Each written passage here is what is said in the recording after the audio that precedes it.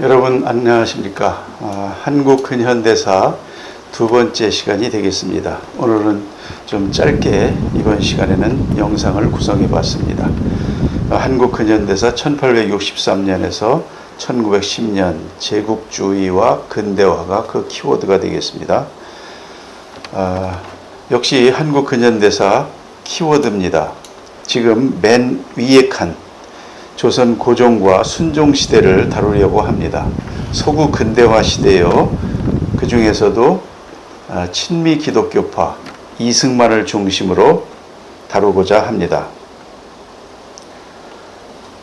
함재봉 교수는 한국 사람 만들기라는 그의 책에서 당시 한국인들의 선택을 5종류의 한국 사람으로 분류하고 있습니다. 바로 이 책입니다. 꽤 두껍죠. 그래서 이 책에서는 근현대사를 1차 사료 중심으로 해서 어전회의에서 누가 무슨 말을 했고 어떤 내용이 오갔고 이런 어떤 1차 사료를 중심으로 그대로 실어놓고 이러다 보니까 책이 꽤 두껍습니다. 반드시 그러나 저는 그 1차 사료를 굉장히 중요시하고 있습니다. 그 중에서 보면 친중 의정 척사파가 있고요. 최익현으로 대표됩니다. 친일 개화파 김옥균, 그 다음에 친소 공산주의파 이동휘가 있죠. 그 다음에 인종 민족주의파 신채호로 대표됩니다. 그리고 대한민국 건국의 주축이었던 친미 기독교파 이승만, 이렇게 나눠져 있습니다. 우리는 지금 친미 기독교파를 가고 있습니다. 이 5가지 한국 사람을 사실 전체를 다 하나씩 순차적으로 다뤄보고 싶습니다. 지금은 친미 기독교파부터 들어갑니다. 고등학교 한국사에서 이 시대의 근대 국민국가 수립 운동이라는 이 테마의 챕터의 키워드를 중심으로 간략하게 보겠습니다. 4가지 챕터 중에 근대 국민국가 수립운동 두 번째 챕터입니다.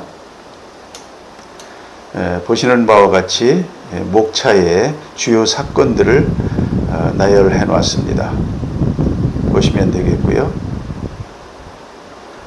제국주의 열강의 동아시아 진출, 제국주의가 대도하다, 제국주의 국가의 식민지 수탈이라는 제목으로 전개를 하고 있습니다. 아편전쟁, 영국이 침략을 하죠. 청나라를. 그리고 미국의 군사적 위협으로 일본이 개항하는 부분, 페리제독 우리가 많이 들어봤습니다. 그래서 미일 화친 조약이 1854년에 있었고 그런 내용들이 정리되어 있습니다. 그리고 우리로서는 흥선대원군의 개혁정치와 통상수교 거부정책, 우리가 교과서에서 많이 배우던 부분입니다. 그래서 흥선대원군이 한 일들이 있죠. 통치체제를 재정비한다든가 서원을 철폐한다든가 그 다음에 병인양요 신미양요 해서 이때는 그래도 많은 희생이 있었지만 물리쳤습니다. 그러나 이제 개항과 불평등조약 체제로 들어가게 됩니다. 대원군은 섭정 10년을 이제 있었죠. 통상개화론이 대두됩니다. 대표적인 사람 박규수 평양감사도 하고 이제 그랬었습니다. 그 신미양요 때 활약도 하고 그랬죠. 그 다음에 오경석, 유홍기 등 그 중인 출신이라고 하나요? 그런 분들이 통상개화론에 일찍 눈을 떴습니다. 그러니까 이 부분을 국가의 정책에 반영을 해서 우리도 근대화로 갔었더라면 일본처럼 근대화에 성공한 국가로 남아 있었을 수도 있었을 텐데 불행하게도 이제 그렇지를 못했죠. 이들은 그야말로 국가의 기본 목표인 부국 강병을 주장했습니다. 아주 딱 맞는 것이죠. 그리고 82년에 서구 열광과 수교하다 하면서 김홍집과 조선 책략, 황준원의 조선 책략, 그리고 82년에 조미 수호 통상 조약을 맺고 미국으로 보빙사도 파견을 합니다. 민시척족인 민영익이 가죠. 조선 책략은 황준원이 조선이 이제 세상 물정이 어두우니까 국제 정세가 이렇고 조선은 이렇게 대처해서 근대화해야 된다, 이런 거를 청나라 사람이 황준원이 일일이 다 써서 그렇게 해서 조선 책략이라는 책으로 해서 준 겁니다. 그대로만 했어도 많이 달랐을 겁니다, 조선의 역사가. 그러나 그렇지를 못했죠. 또 개화정책의 추진과 반발, 통리기무하문도 설치하고 이렇게 나름대로 개화를 추진하려고 했습니다. 수신사 김기수 파견했습니다. 그런데 일본 가서 안 봤답니다. 보라고 해도 안 봤답니다. 각종 산업시설이라든지 여러 가지 근대화 시설들을. 참 지금 생각하면 참 답답하기 그지없습니다. 영선사 김현식이 청나라에 또 갔었고 유학생과 기술자도 파견됐고 이런 노력들을 했는데 이것들이 우리 국가적인 근대화에는 크게 이제 영향을 미치질 못하고 그랬죠. 보수적 유생층, 의정척사를 외치다. 이 항로를 비롯한 이게 이제 노론 계열이죠. 그 다음에 누굽니까? 송시열, 우암 송시열의 이제 그 학파죠. 그래서 체이키언으로 이어지는 의정척사론을 외친 분들 목숨 걸고 했죠. 그러나 지금 생각해 보면 그 길이 아니었죠. 영남 만인소에서 극구 또 개방을 반대를 했습니다. 방향이 잘못 갔죠. 그것도 지금 생각하면 그렇습니다. 그 당시 생각한 사람 입장으로서는 또는 받은 정보로서는 이렇게 행동하는 것이 아주 너무도 터무니없는 그런 일은 또 아니었을 수도 있을 것으로 봅니다. 그래서 이게 그 현장에 있을 당시에 참 어떤 판단을 할 것이냐, 이제 이런 부분들이 참 분별력이 필요한 것이죠. 이거를 일본 같은 경우는 한 1년 반에 걸쳐서 정부를 주도하는 사람들이 반 이상이 나가서 세계 곳곳에 전부 다 시찰하고 와서 일본을 근대화시키는 거 아닙니까? 그거와 대비하면 참으로 차이가 많이 납니다. 아시다시피 이모군란이 일어나고 비극적인 일들이 쭉 있습니다. 대원군은 납치되고 청해 내정 간섭이 시작되죠. 그 유명한 원세계 위안스카이, 이승만은 1884년도부터 1894년 갑오경장 이전 이 10년간 원세계가 내정 간섭하던 이 10년을 잃어버린 10년이라고 합니다. 조선의 근대화의 가장 중요한 시기였던 이 10년을 이렇게 허송세월하며 보냈습니다. 지금 우리가 자꾸 친중으로 가는 이런 문제를 생각할 때 이때 생각을 참 많이 하게 됩니다. 여러분, 서대문에 독립문이 있습니다. 그것은 청나라로부터 독립하기 위해서 일본이 밖에서 힘도 쓰고 했지만 어쨌든 청나라의 영은문, 사신을 맞이하던 영은문, 모화관, 이걸 바꿔서 독립문을 세우고 조선은 독립국이다 한 거 아닙니까? 지금 우리의 형편을 보면 독립문이 다시 영은문으로 가는 듯한 느낌이 강합니다. 아무튼 청해 내정 간섭 10년, 이때 이 당시 조선에서 가장 부자가 누구였을까요? 세금을 가장 많이 낸 사람이 누구였을까요? 홍콩의 무역상이었습니다. 화교였습니다. 원세계가 간섭하던 10년 동안 홍콩의 무역상인 화교가 가장 활발하게 경제권을 가져갔었습니다. 우리가 그런 부분들을 생각을 해야 되겠습니다. 너무도 유명한 친일 개화파들의 갑신정변이 있었죠. 그러나 이것도 실패를 하게 되고 김옥균, 박영효, 홍영식 사형당하거나 도피하거나 뭐 그렇게 되죠. 6.1준 같은 사람은 중립론을 펼치기도 했습니다. 그러나 약소국에서 중립론 펼치는 것은요, 뭐 아시는 대로 아무 의미도 힘도 없습니다. 열강의 각축 속에서 개화와 자주를 모색하다. 그래서 고종시대에 유경공원도 설치하고 서양식 군사훈련을 위한 연구공원도 설치하고 공사관도 개설하고 이렇게 됩니다. 초대 주미공사에 박정양, 이상재 그리고 이완용이 들어가 있었습니다. 이 당시에는 이완용이 영어를 가장 잘하는 사람이었었죠.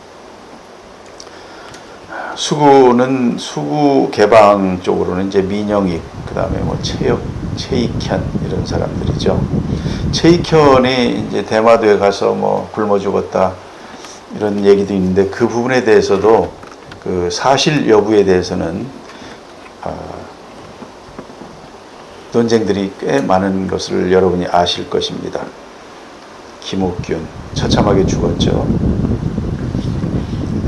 이 시대에 청일전쟁, 동학운동, 갑오개혁 이렇게 중요 사건들이 이어집니다.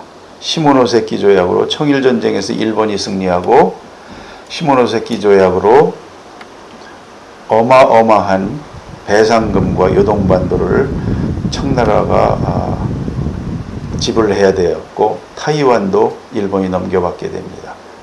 청나라는 뭐 반식민 상태로 전락했죠.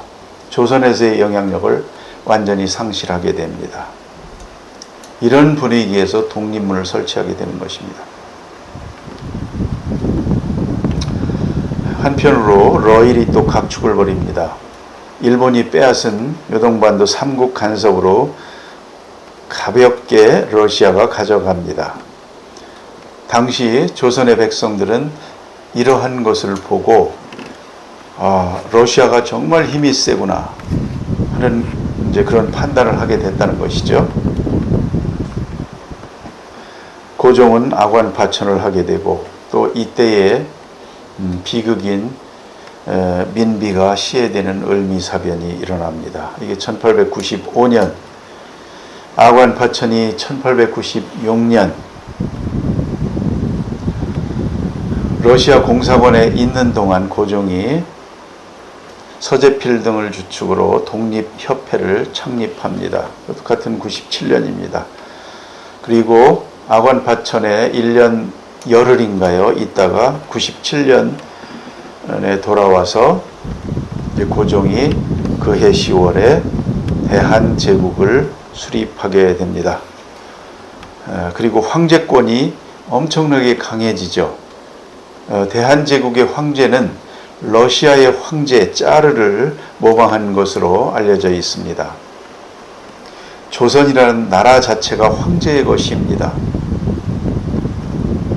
그러니까 독립협회가 주장한 그 서양식 뭐 입헌군주제라든지 이런 부분들하고는 완전히 방향이 반대가 된 것이죠. 1904년에 러일 전쟁이 발발하고 그 결과는 또한 우리가 알고 있습니다. 을사보호조약으로 체결된 것도 알고 있습니다.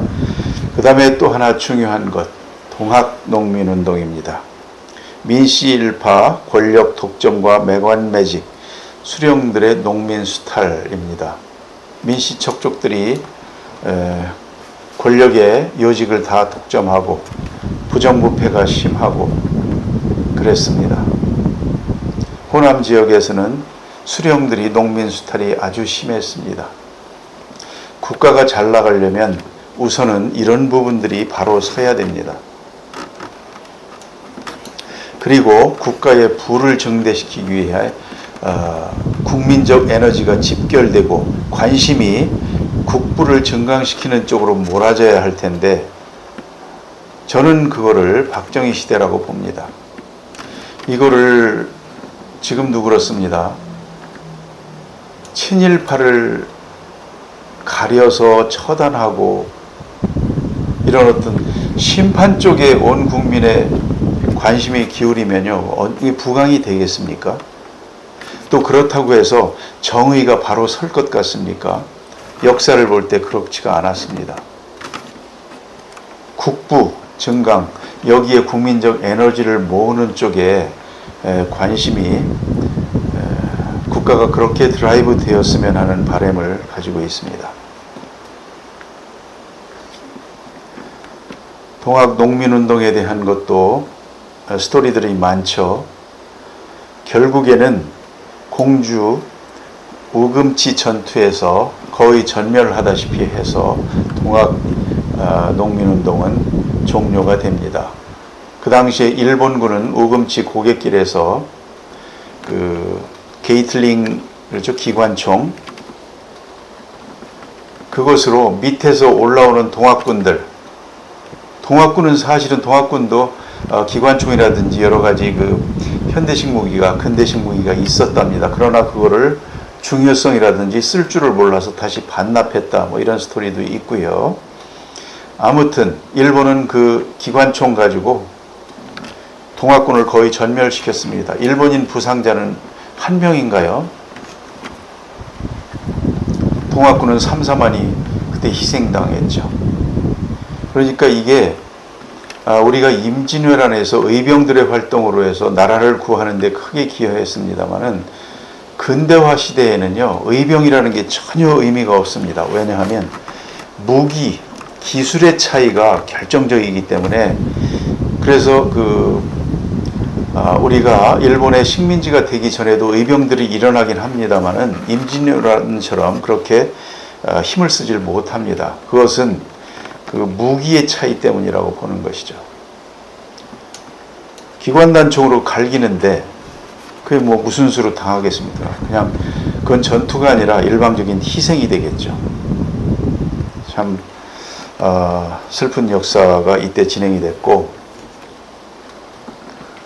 우리가 다시는, 그래서 그 이후로 우리는 기술을 익혀서 부국강병을 반드시 이루어야만 그러한 희생들이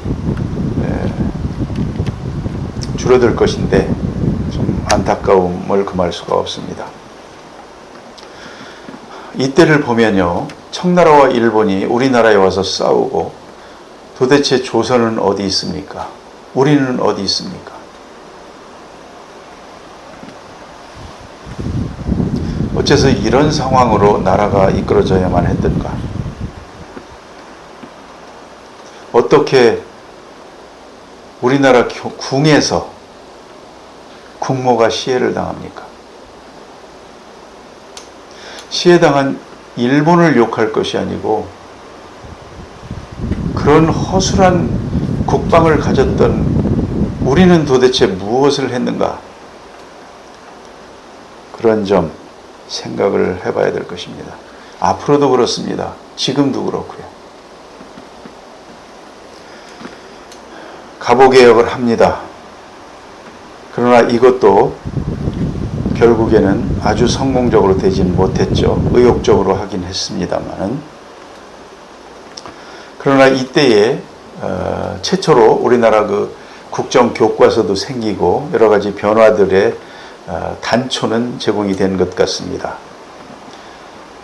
그리고 독립협회와 만민공동회, 이것은 친미 기독교파인 서재필과 이승만과 관련이 깊은 그런 부분이라 제가 파랗게 표시를 해봤습니다. 독립신문이 발간되고 독립협회가 창립됩니다. 자주독립과 국민계몽방안 모색, 서재필이 굉장히 중요한 역할을 이 시대에 하게 되죠. 독립신문도 발간하고 독립문 건설 명목으로 독립협회를 창립합니다. 이게 전부 1895년, 6년 이 무렵이죠. 고종이 아관 파천으로 러시아 공사관에 피신해 있을 때입니다.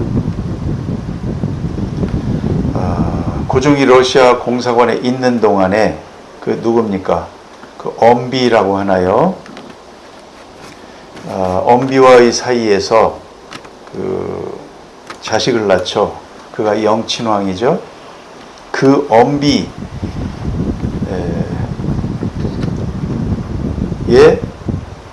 세운 학교, 이게 숙명 이제 재단이 되겠습니까? 숙명대학교라든지 이제 그 고등학교도 있는데 그렇게 이제 이어집니다.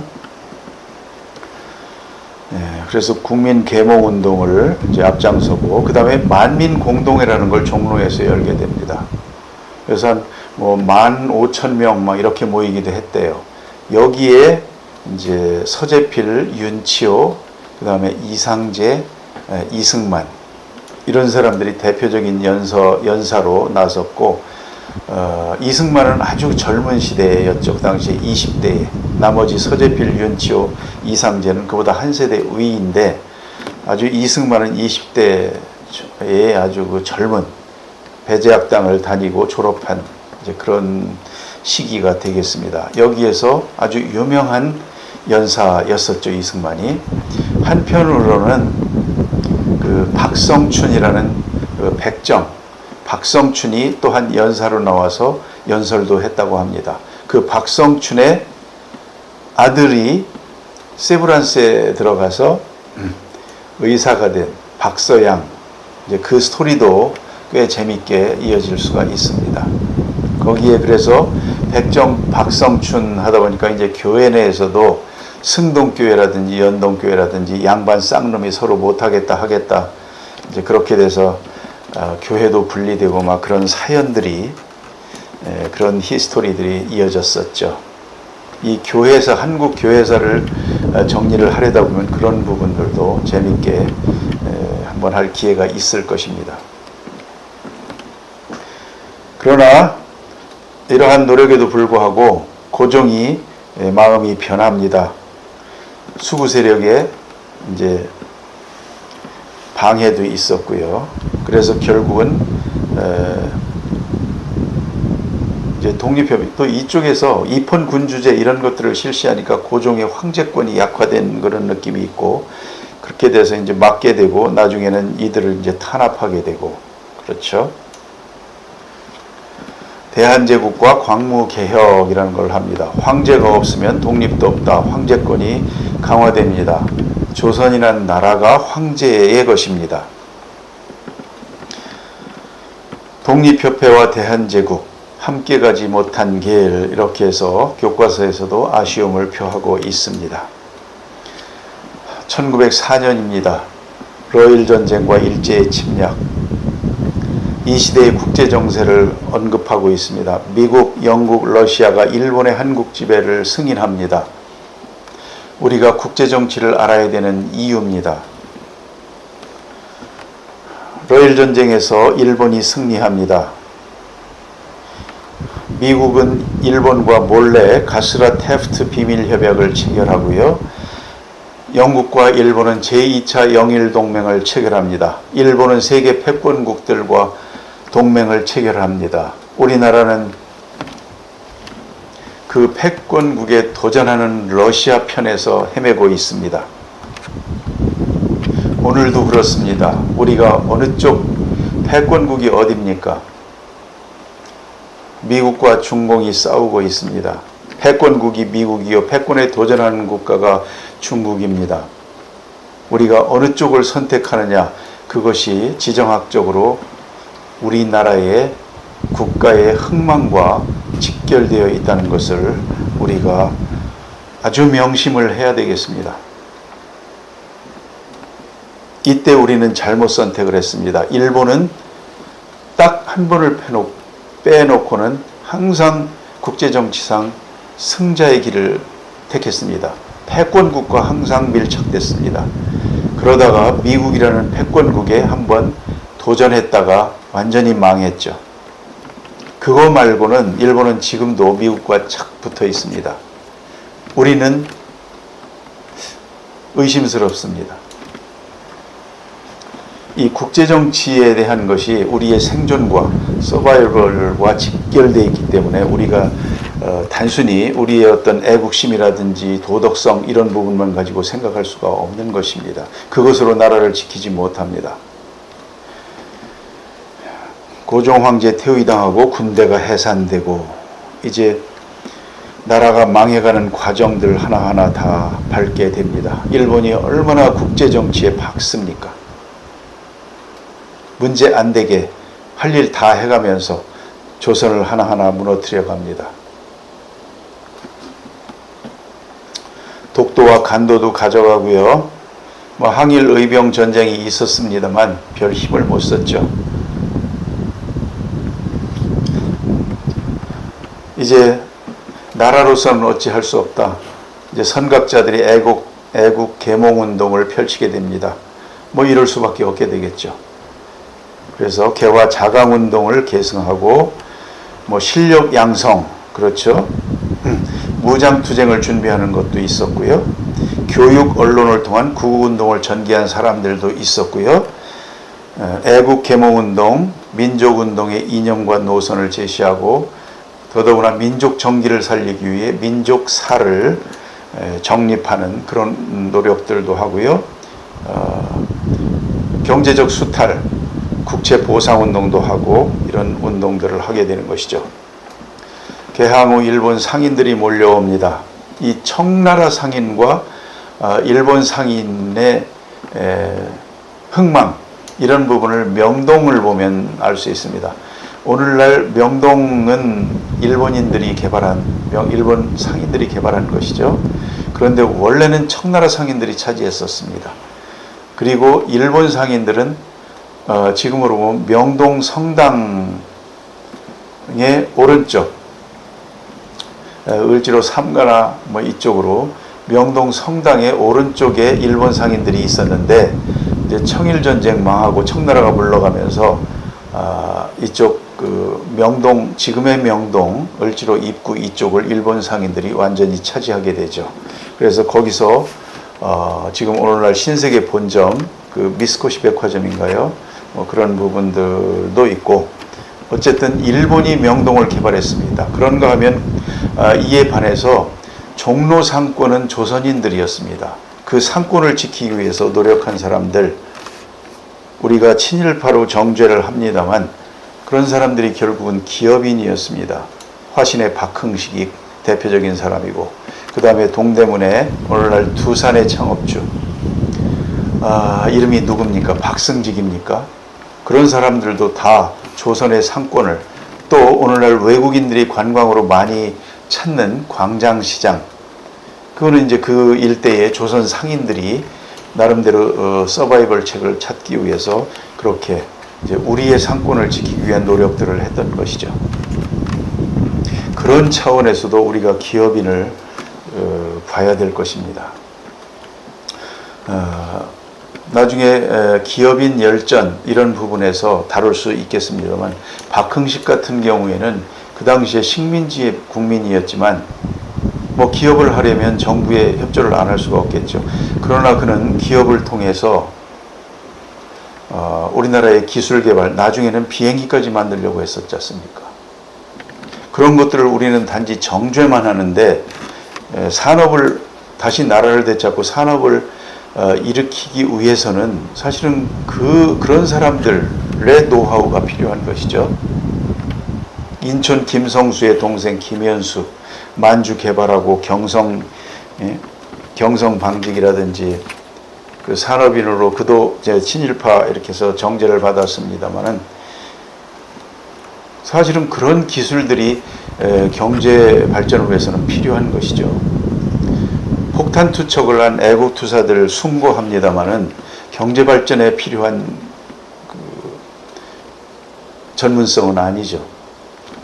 결국은 선진국에 가서 경제학을 공부한 사람들, 기업을 한 사람들, 이런 사람들이 기술이라는 측면만 보면 참 아쉽습니다.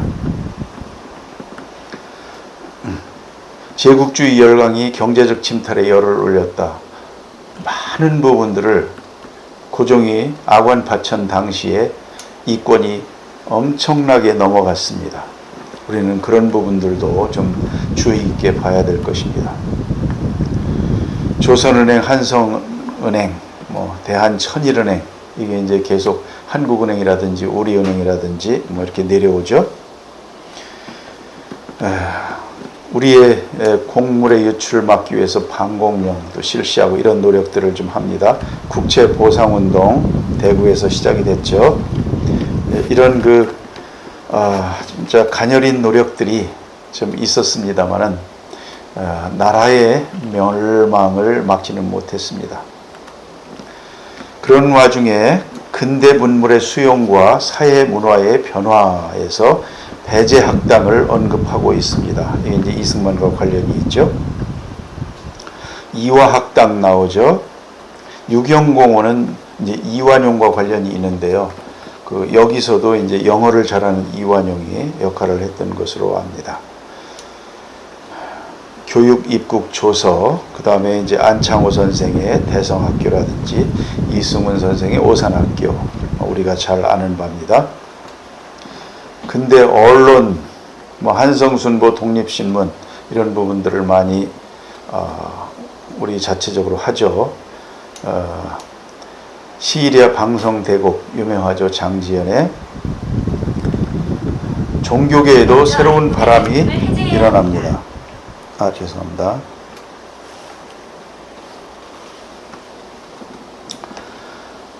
천주교, 개신교, 천도교, 대종교.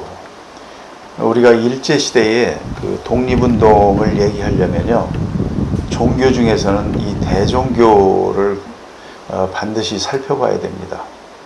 독립, 3.1운동에서 기독교인이 많았지만 또 많은 것이 이런 전통 우리의 종교거든요. 대종교인, 뭐 천도교인, 대종교인인데, 또한 이 대종교인들이 상해 임시정부를 비롯해서 무장투쟁하는 이런 쪽에 어마어마한 자금을 지원을 해줬습니다.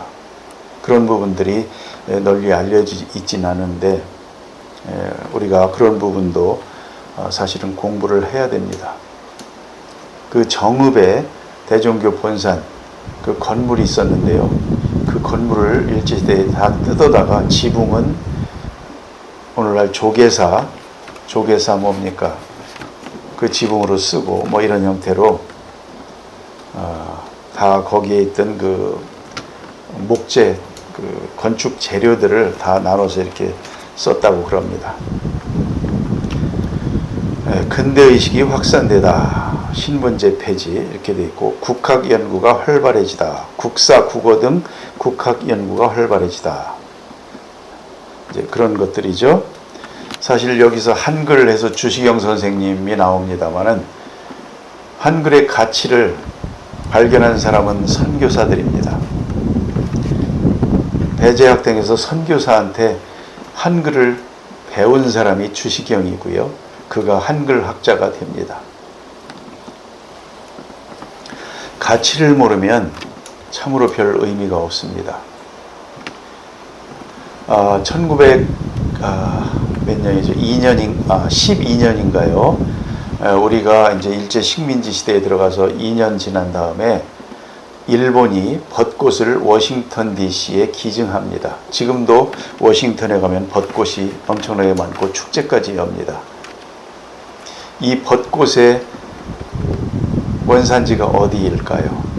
우리가 다 알죠. 제주도 한라산 중턱이랍니다. 그러면 우리가 그 벚꽃의 원산지가 한라산, 우리나라라는 것에 대한 자부심과 그 보잘것없던 벚꽃을 세계적인 명화로 만든 일본인들의 능력과 어느 쪽이 더 귀합니까? 씁쓸하지만 가치를 알아본 명화를 만든 것이 더 중요할 것입니다. 이것은 마치 다이아몬드가 아프리카 원산지라고 해서 아프리카가 중요합니까? 그 가치를 알아보고 오늘날 보석으로 발전시킨 영국이 중요합니까? 한글도 마찬가지입니다. 우리가 만들었습니다. 그러나 가치를 몰랐습니다. 선교사들이 발견했습니다. 띄어쓰기도 선교사들이 했고요. 성경을 한글로 번역하기 시작했습니다. 신앙적으로 보면 한글이라는 글자가 우리나라에 있다는 것이 기독교 전파의 엄청난 축복이었답니다. 그리고 그 축복을 선교사들이 발견을 했고 주시경 선생을 가르쳤고 주시경 선생이 한글을 재창제라고 해야 되나요? 그래서 우리가 오늘날 이렇게 쓰고 있는 것입니다. 한글이 오늘날 이렇게 우리가 자판, 컴퓨터 자판을 이용하는 이 시대에 있어서 얼마나 한글이 중요합니까? 그래서 우리가 가치가 있는 것을 알아볼 줄 아는 능력, 그런 부분들에 관심을 많이 가져야 되겠습니다. 생활 양식도 바뀌어 가죠. 그리고 맨 아래에 1903년에 하와이 이민, 제가 파란색으로 해놨죠. 이분들이 아펜젤러가 우리나라에 들어올 때 3개월 정도 이쪽 그 정동으로 들어오기 전에 3개월 정도 인천에 있었죠. 제물포에. 거기에서 있었던 교회가 인천 내리교회입니다. 그때 어떤 선교사입니까? 존스 선교사입니까? 아무튼 인천 내리교회 성도들에게 이민이라는 것을 권장을 하고, 그래서 그 내리교회 성도들이 하와이 이민을 처음 1902년에 가게 됩니다. 하와이 이민의 반 이상이 그래서 인천 내리교회 성도들이었답니다. 우리가 그런 부분들을 잘 눈여겨봐야 되겠습니다. 하와이에서 나중에 이승만이 30년간을 이제 지내게 되면서 이제 독립을 위한 여러 가지 예행 연습을 하게 되죠.